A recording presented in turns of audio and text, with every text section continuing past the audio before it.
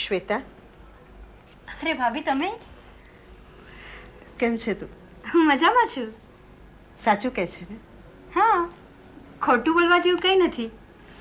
જે છોકરીના લગ્ન થવાના હોય, જેની સામે ઉજ્જવળ ભવિષ્ય હોય, એ છોકરી આનંદમાં ન હોય તો આશ્ચર્ય પામવા જેવું છે. તું ખુશ છે જાણીને ખૂબ આનંદ થયો. Thank you. પણ તમે આમ અચાનક, આઈ મીન નોર્મલી તમે ફોન કરીને આવો છો ને? સાચું કહું તો ફોન કરવાનો સમય જ નહોતો. કેમ, કોઈ જરૂરી વાત છે?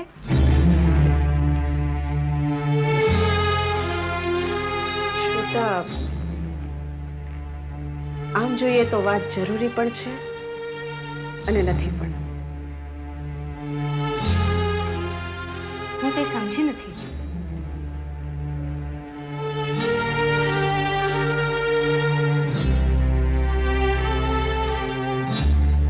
શ્વેતા, તાજેતરમાં તું નચિકેતભાઈને મળી હતી? ના. પણ કેમ?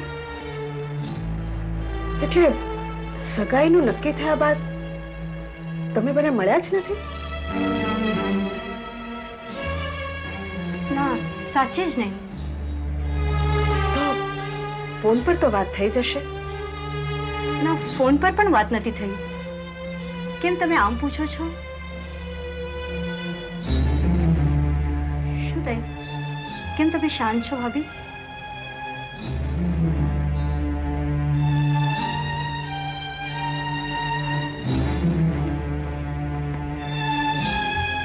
શ્વેતા, મારા મત પ્રમાણે સગાઈ પહેલા તારે નચિકેતભાઈને મળી લેવું જોઈએ. કેમ, કોઈ ખાસ કારણ? હા, મળીને તારે એમનું મન જાણી લેવું જોઈએ કે એમણે ખરેખર પોતાની મરજીથી આ સગાઈ માટે હા પાડી છે કે નહીં. કેમ એવું બોલો છો ભાભી? તમને કોઈ શંકા છે? વાત શંકાની નથી શ્વેતા, પણ કોઈના પણ દિલમાં ખટરાગ ન રહેવો જોઈએ. ક્યારેક ઉતાવળમાં કે શરમમાં અમુક બાબતોની નિખાલસતાથી ચર્ચા નથી થતી અને મહત્વની બાબતો ધ્યાન બહાર રહી જાય છે. જિંદગી તો જીવી જવાય છે, પણ કોઈક વખત જૂની યાદો, જૂના દર્દ નાસૂર બનીને દુઃખદાયક બની જાય છે અને આવું ન થવું જોઈએ. જ્યાં સુધી બાજી આપણા હાથમાં છે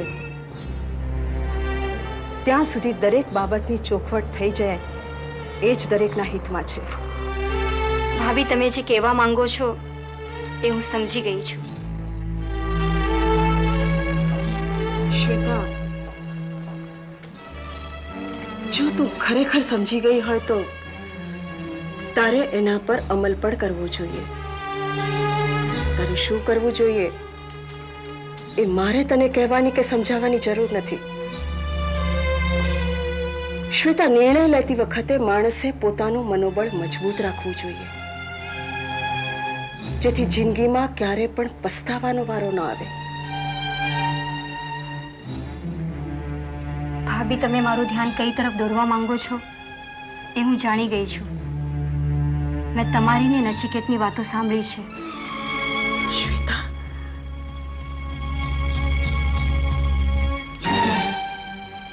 ગઈકાલે સાંજે હું તમને મળવા આવી હતી ત્યારે તમારા બંને વચ્ચે અમારા લગ્નને લઈને ચર્ચા ચાલતી હતી. માફ કરજો, ચોરી છુપીથી તમારી વાતો સાંભળવાનો મારો કોઈ ઈરાદો નહોતો. હું અને નચિકેત સારા મિત્ર છે, પણ લગ્ન એ અલગ વાત છે.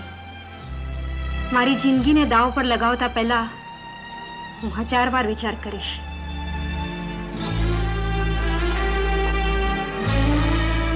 શ્વેતા, મને તારી પાસેથી આ જ જવાબની અપેક્ષા હતી. મારે જે કહેવું હતું એ મેં કહી દીધું છે અને તારે જે સમજવાનું હતું તે સમજી લીધું છે. હવે તો ભગવાન જ આમાંથી માર્ગ કાઢે. ચાલ, હું જાઉં છું.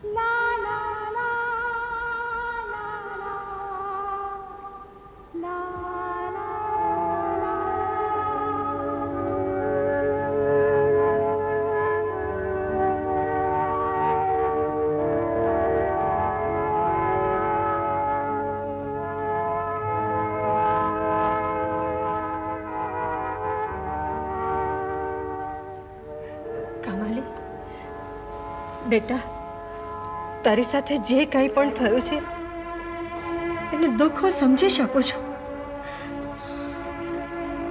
માં, મને કંઈ દુઃખ નથી, કંઈ જ અફસોસ નથી. તું ગમે એટલો છુપાવવાનો પ્રયત્ન કરે પણ મારાથી નહીં છુપાવી શકે બેટા. હું તારી માં છું. શાંત થઈ જા બેટા, શાંત થઈ જા. મેં મારાથી બનતા તમામ પ્રયત્નો કર્યા પણ હું કંઈ ન કરી શકી. તારા પિતા આજે હોત તો પરિસ્થિતિ જુદી હોત, પણ હું એકલી સ્ત્રી, હું શું કરી શકું? હું તારું દુઃખ સમજુ છું બેટા, પણ હું તારા માટે કંઈ નથી કરી શકતી. હું લાચાર છું બેટા, હું લાચાર છું. ના માં,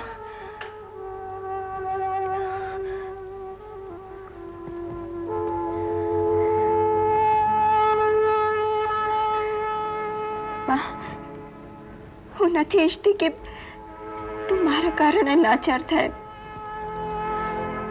સચ્ચાઈ પર પડદો તો નથી પાડી શકાતો ને બેટા. સત્યને પણ જેવું હોય તેવું સ્વીકારવું જ રહ્યું.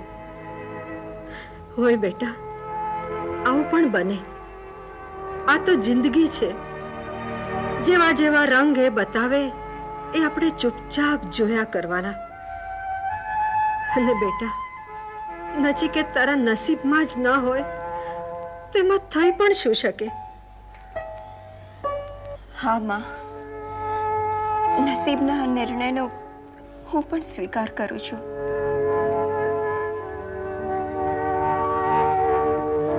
બેટા, તું આટલી બધી સમજદાર છે તો પછી આંખમાં આંસુ શા માટે? માં, હું તો સમજી શકું છું, પણ મારા દિલને કઈ રીતે મનાવું? મનાવી લે બેટા, તારા દિલને મનાવી લે. તારા માટે કોઈ કામ મુશ્કેલ નથી. અને તું એક સામાન્ય છોકરી નથી, તું તો એક લેખિકા છે. અનેક વાર જીવનના રંગોને તે મનમાં ને મનમાં વિચાર્યા હશે, કલમ દ્વારા કાગળ પર ઉતાર્યા પણ હશે.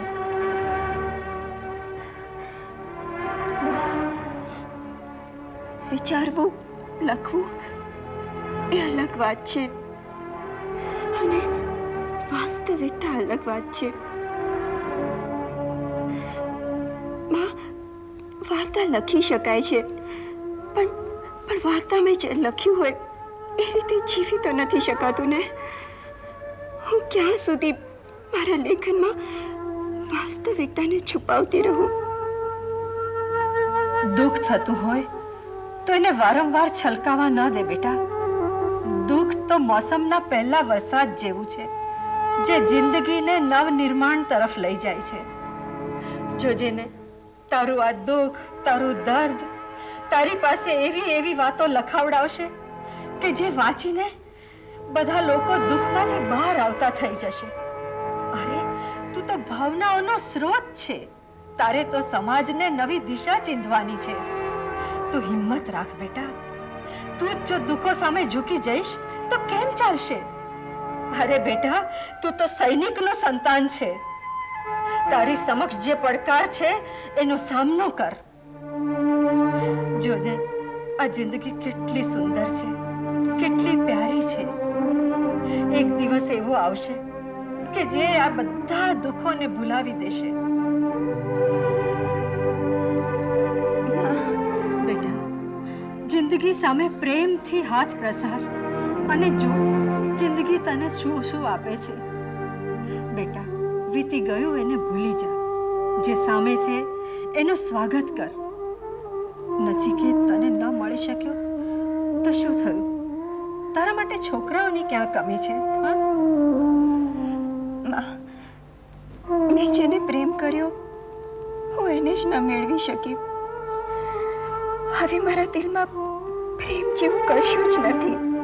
એવું ન ભૂલ બેટા. તારા માટે એક એકથી ચડિયાતા છોકરાઓ મારી નજરમાં છે. માત્ર તું હા કે એટલી જ વાર છે. હવે મારા હા કહેવાથી શું ફરક પડશે? માં, તને જે યોગ્ય લાગે એ જ મને મંજૂર છે. આ તું શું બોલે છે બેટા? હા માં, હું સત્ય કહી રહી છું. તું જે કહીશ એ જ હું કરીશ. તારો નિર્ણય મારા માટે આખરી રહેશે. નચીમ ઇન્ડસ્ટ્રીઝના દરેક કર્મચારી જોબ, આપણી કંપનીએ પરચેઝ માટે નવા રૂલ્સ અને રેગ્યુલેશન્સ દાખલ કર્યા છે અને એ મુજબ સ્ટાફના દરેક સભ્યએ પરચેઝની વિગતોની જાણકારી મિસ્ટર નચિકેત મહેતાને લેખિત આપવાની રહેશે. Okay sir. સર, આ મેમોની એક એક કોપી બધા જ ડિપાર્ટમેન્ટમાં મોકલાવી દઈશ. Hello mister Nachiket. Oh, hello inspector. Please. Thank you. કેમ છે તમારી તબિયત હવે? મારી તબિયત? ઓહ, હું તો ભૂલી પણ ગયો કે મને કંઈ થયું હતું. Oh, that's a spirit. Thank you. Inspector, કઈ ખાસ કામસર આવ્યા હતા?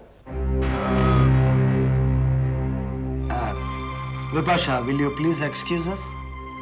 Sure sir.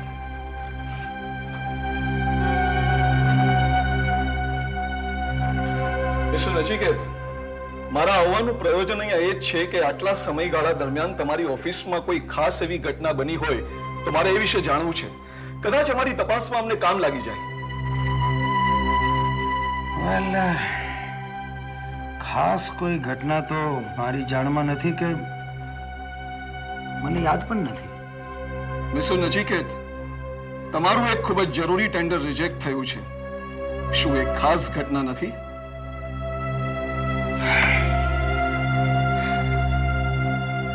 ઓ, એ તો ધંધાની વાત છે.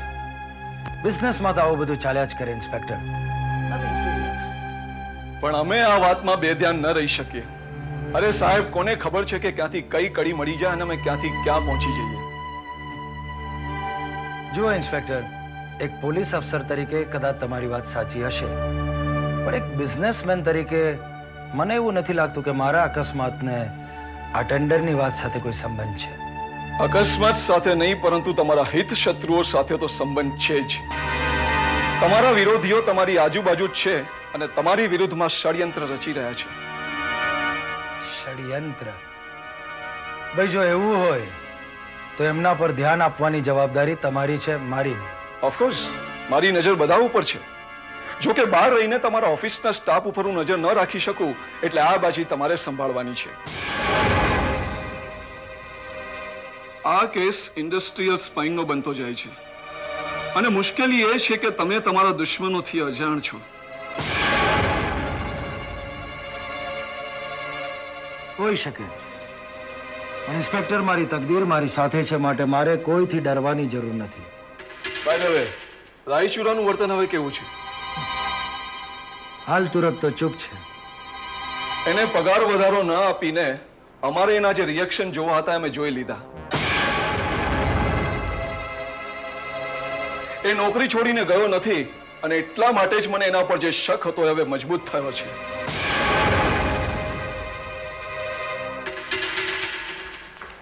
હેલો. મિસ્ટર રાજુરા, હાજી. ક્યાં જાઓ છો તમે? નચિકેત સાહેબની કેબિનમાં. ના, કેમ? ત્યાં નહીં જતા. કેમ? પહેલા તમે મારી વાત સાંભળો. શું વાત છે?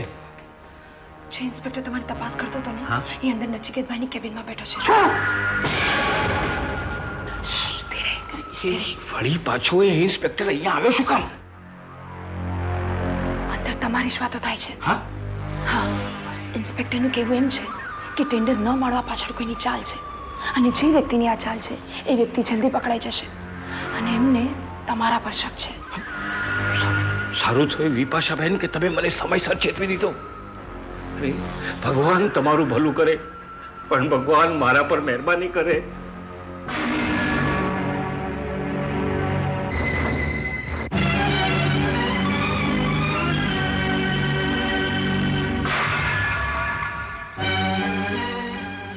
નચિકેત, મારા રૂમમાં આવતો.